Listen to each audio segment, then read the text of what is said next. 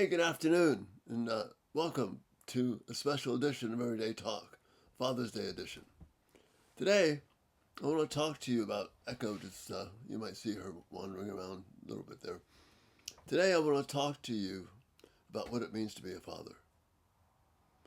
And I think one way I can sum it up is that being a man means having the heart of a father.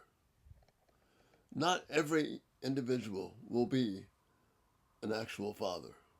But every individual is created by God to be a father, to have a father's heart. That's right from the creation. God designed men to have the role of father. And we've kind of lost sight of that. We don't nurture our boys, our young men, to be fathers. We teach them about doing well, getting a job, being a profession, pursuing their dreams, making a mark, sports, music, business, whatever it may be. But we've come to view fatherhood as something that's optional because our culture has downgraded what God says life is to be about. God created us as men to be fathers. And there are three qualities that need to come from that. One is a selfless love that is built on sacrifice and caring for others. Second quality is a deep sense of compassion,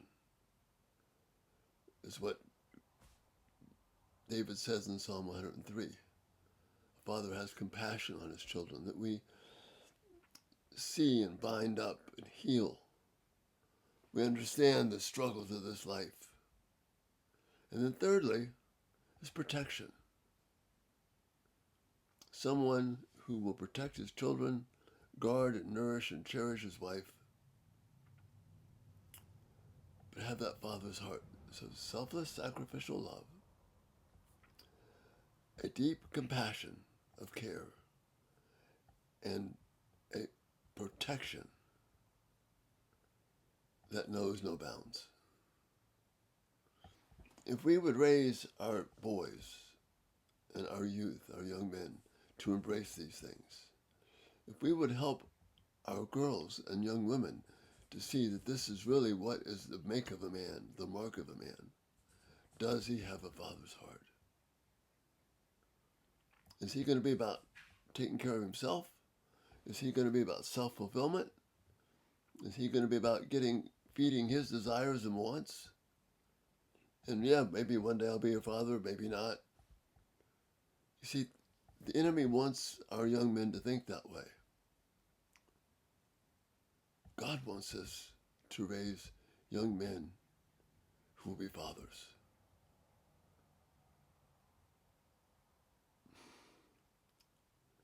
A father's heart. As I said, not every man will necessarily be a father, but every man is designed by God to have a father's heart. These are the character qualities. The pursuit of being a father produces the character that will build relationships, families, and a culture that is one that's going to be beautiful and strong and lasting. What we have done is to remove fatherhood from the picture and try and define being a success without what it means to be a father. Even if someone who's not able to be a father for whatever reason can still demonstrate those three qualities of selfless sacrificial love, of a deep sense of compassion and care, and then a high level of protection, especially for children. You see, young woman, if you're looking for someone who's going to be a husband that you can count on, look for the father's heart first. Because if that true father's heart is there, then he's going to be showing you that selfless, sacrificial love. He's going to have compassion for you in terms of the areas where you need to grow and be encouraged, and he's going to protect you. We need to raise our young men that they need to protect women. All children, but especially we need to protect women. Not give their hearts over to lusts and desires that become self-serving. So many of our young men are taken over by what they want, and it leads to ugly things. It may look desirable, man, he's a go-getter, he's successful, he's a star, he's a well-accomplished at whatever he does. But if he doesn't have those three components of a selfless, sacrificial love, of a deep, caring, compassionate heart, and of an unstoppable sense of protection, then he's not going to be the man that God called him to be, and he's not going to be a husband for you. Stop looking for boyfriends and start looking for men who have and possess a father's heart. We need to teach in our churches, in our schools, the significance of what it means to be a father, because that's the cornerstone, the building block of our culture. This is what makes for secure marriages.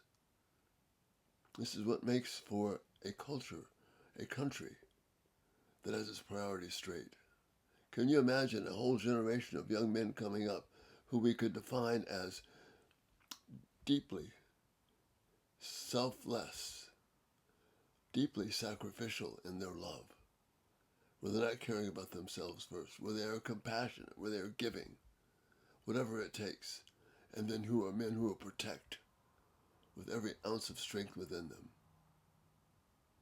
the things that are precious to God and therefore precious to life. Those are just some thoughts on this Father's Day. To be a man, it means to have a father's heart. Give that some thought. I love your feedback. This is an important one. So great and honored to be with you this day, and we'll see you tomorrow.